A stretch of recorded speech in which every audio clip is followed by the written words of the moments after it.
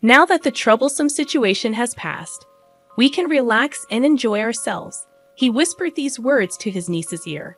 The cause of the trouble was none other than his daughter. I had to leave home abruptly for a business trip. Despite my concerns about being away from my daughter for several days, John reassured me and bid me farewell, urging me to go in peace. My daughter and John usually spent quality time together, so I felt at ease leaving her in his care. However, recently, my daughter's behavior had taken a peculiar turn. In hindsight, I should have delved deeper into these feelings. "Mommy, don't go to work." My daughter clung to my leg, reluctant to let go. Unfortunately, I failed to recognize her desperate plea for help. Feeling like a failure as a mother, little did I know that John would lock my daughter in the storage room and embark on a trip with his niece. Forgiving John for the irreversible harm he caused to my daughter and niece is something I can never do. My name is Sherry. I married John the same year I became pregnant. Our daughter, Samantha, is now 5 years old.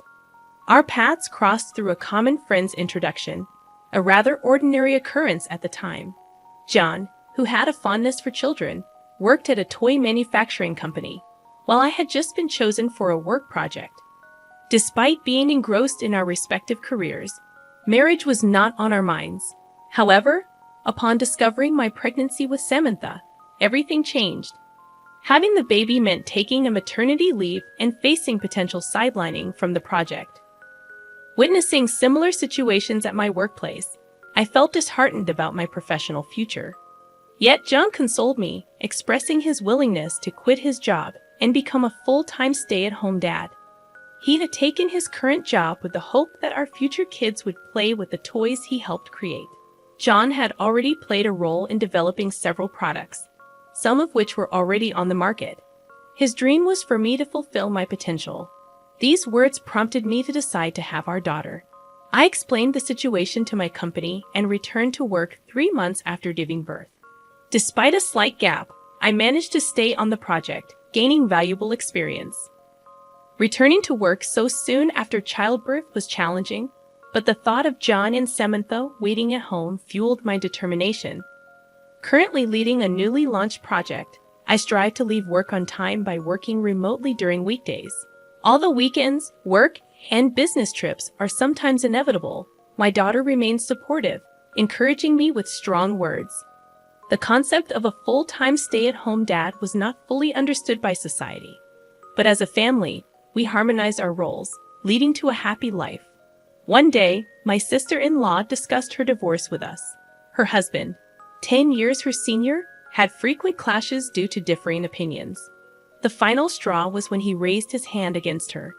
The divorce brought relief to my sister-in-law, who no longer had to witness her daughter Lily cry. Lily, an 11-year-old, had experienced the violence firsthand, prompting the decision to divorce. John, with his usual sense of humor, offered support, jokingly saying, "If you ever need anything, just say the word. I'm always home." Although it brought laughter, we nodded in agreement with John's sentiment. His words played a crucial role when John decided to quit his job and become a full-time stay-at-home dad. It's not about being a man or a woman these days. Whoever can do it should. Without my sister-in-law's support, we might not have maintained a good relationship with our in-laws.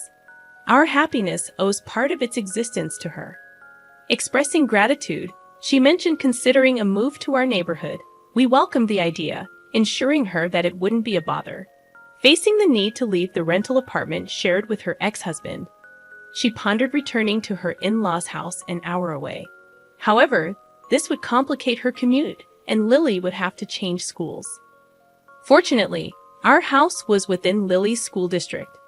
They found a vacant apartment nearby and decided to move in.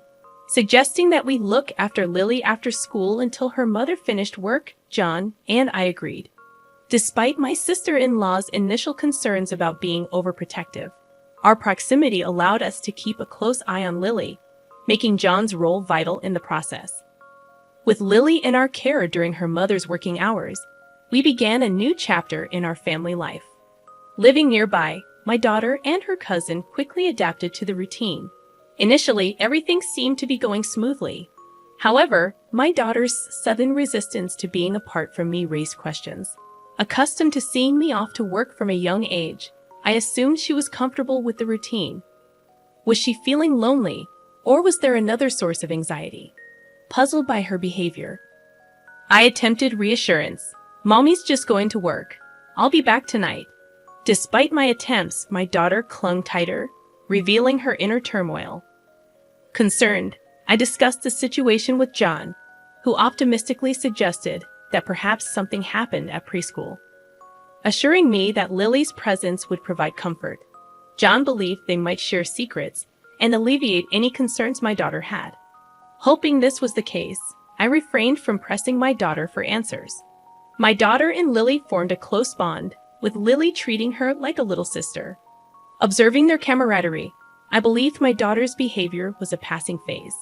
As my workload approached a lull, I planned to take leave and spend quality time with my daughter soon. However, unexpectedly, a business trip arose, requiring my absence for 5 days. Despite concerns, John's reassuring words encouraged me to proceed with the trip. Packed and ready, I left home 2 days later, with Lily visiting at the time. John, my daughter, and Lily saw me off with smiles. Little did I know that, at that very moment, events were unfolding at home beyond my expectations. John, exhibiting signs of departure, raised anxious questions from Lily. Isn't Samantha coming with us? John, to ease Lily's worries, fabricated a story about Samantha joining me on the business trip upon my return.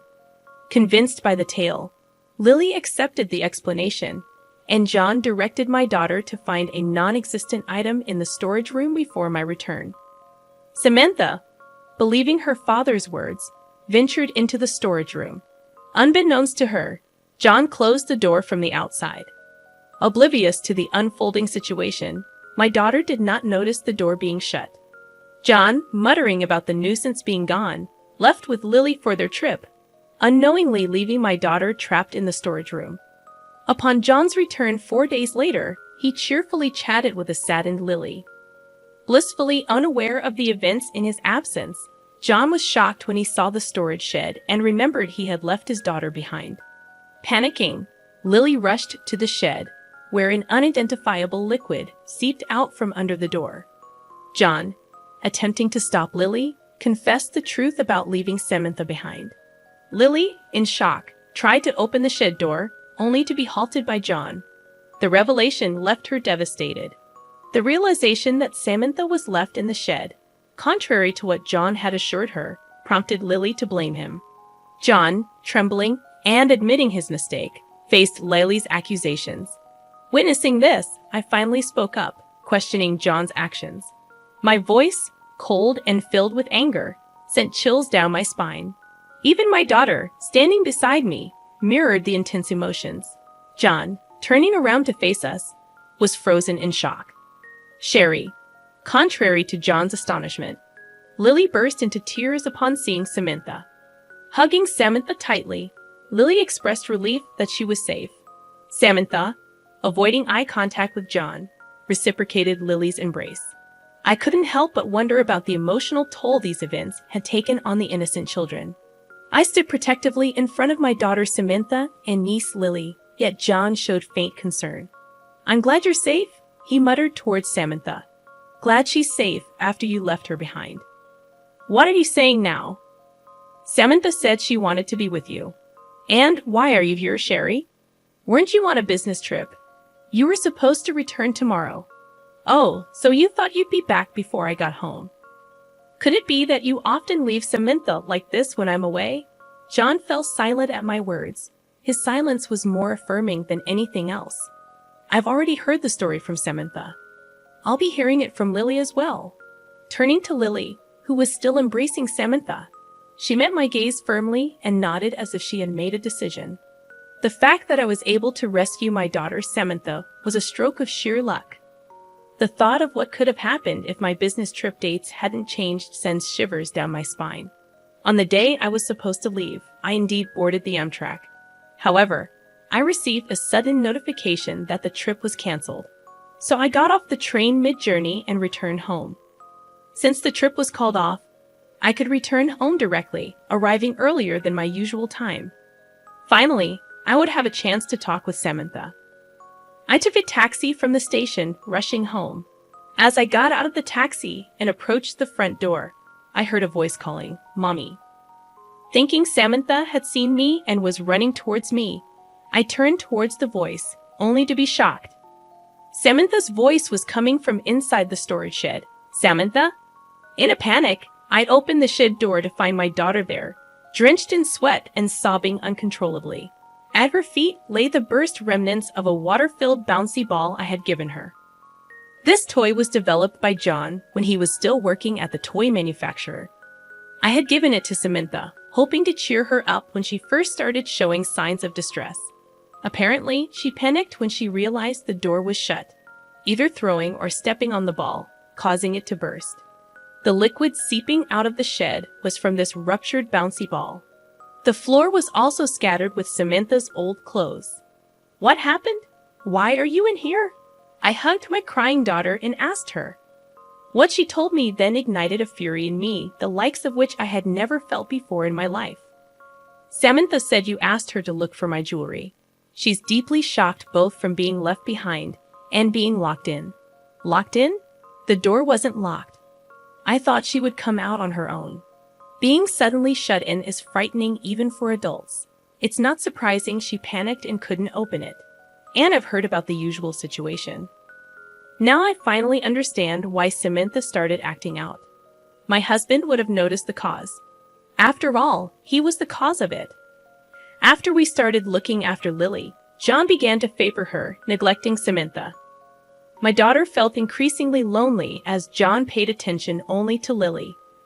But Samantha, caring for me and my busy schedule, could only express her feelings in such a way. It seems she also knew Lily was troubled by John's behavior. The photo of them whispering might have been taken while they were discussing this. Samantha really wanted to talk to me about Lily and hoped I could help in some way. However, Samantha didn't have the right words to accurately convey this. Unsure of how to express it to me, Samantha's words to me were hesitant. Yet she cared deeply for Lily, despite feeling lonely herself. What a kind-hearted child she is. After hearing from Samantha, I immediately called John, but he didn't answer. No matter how many times I called, usually he would call back right away, and it was unusual for him not to answer. Something was wrong. Believing this, I reached out to my sister-in-law. During this conversation, I learned a shocking fact. John had told her he was going on a trip with Samantha and Lily. John had contacted my sister-in-law as soon as he found out about my business trip. Sherry is going on a long business trip.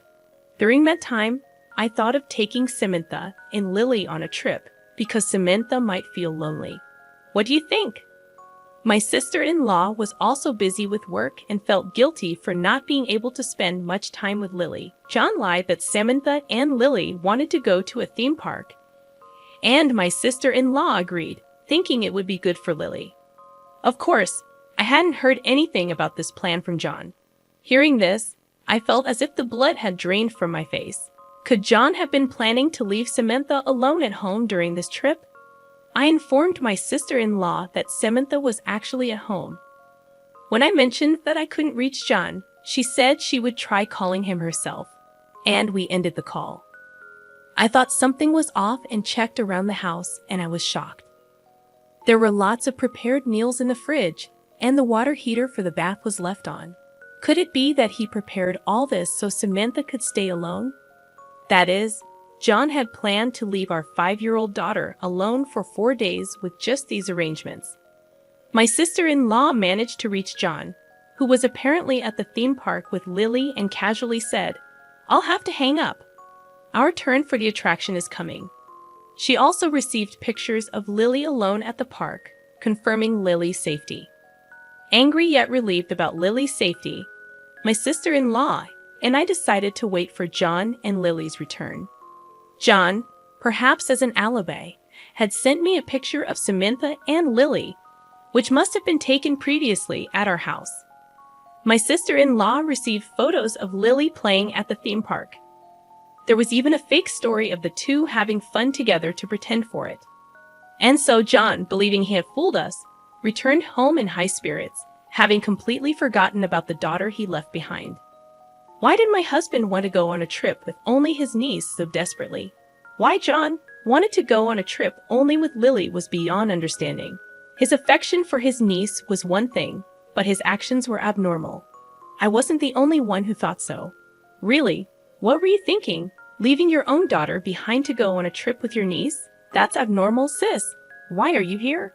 I've heard everything from Cher. My sister-in-law burst in out of breath, likely having run here straight from work. Seeing her, Lily left Samantha and ran to her aunt. Mom, Lily, I'm sorry. Then, for the first time, Lily told us everything about what my husband had done. As soon as we started looking after Lily, John began to pay attention only to her. According to what Samantha told me, it appeared so to Samantha. But in reality, it was more distressing for Lily. John had an unusual obsession with taking photos of Lily. At first, Lily agreed to John's request for photos, believing they were to be sent to her mother, and she smiled for the camera. However, over time, John's behavior began to escalate. He started making specific demands for poses, and Lily began to feel uncomfortable. But when Lily once refused and said no, John threatened her, saying he would tell her mother, making it seem like he was blaming Lily for not complying. Lily is a naughty girl for not listening. Maybe I should tell your mom that we can't look after you anymore. She would surely be troubled then. Manipulating Lily's desire not to upset her mom, John continued to take her pictures, and eventually, he took her on a trip, just the two of them. I really didn't want to go on the trip. It was creepy when he held my hand. Hey, Lily, that's not true, right? You used to be happy with me, asking me to pick you up. Hearing this, my sister-in-law yelled, "How old was she, you're talking?" and hugged Lily tightly again. Lily, like Samantha, had been enduring John's behavior, not wanting to worry her aunt, and John had misunderstood this as Lily being fond of him. My sister-in-law tearfully apologized to Lily for not sensing the danger and agreeing to the trip so casually. She regretted her complacency for always having John look after Lily. "I'm sorry, Lily. If only I had been more careful." Lily shook her head in her mother's arms, said in a trembling voice that she never wanted to see John again. John began to panic pathetically at this. "Don't say that, Lily. I just wanted to show you affection. Stay away from Lily from now on." But then my sister-in-law demanded he delete the photos and snatched his phone from him. In his panicked state, however, upon seeing the photo folder, she was lost for words. There was an abnormal amount of photos of Lily saved. Lily's expressions in the photos seemed like forced smiles, but it was clear she was frightened. In retrospect, all the photos John sent never had Lily looking directly at the camera.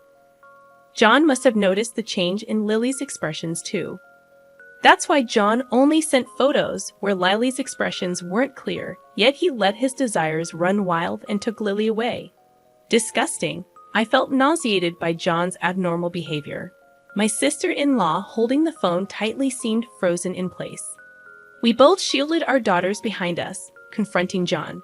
There was no way I could forgive him for leaving Samantha behind, and I didn't want him near our daughters ever again. All feelings of affection had vanished in an instant. It's not like that. Listen to me.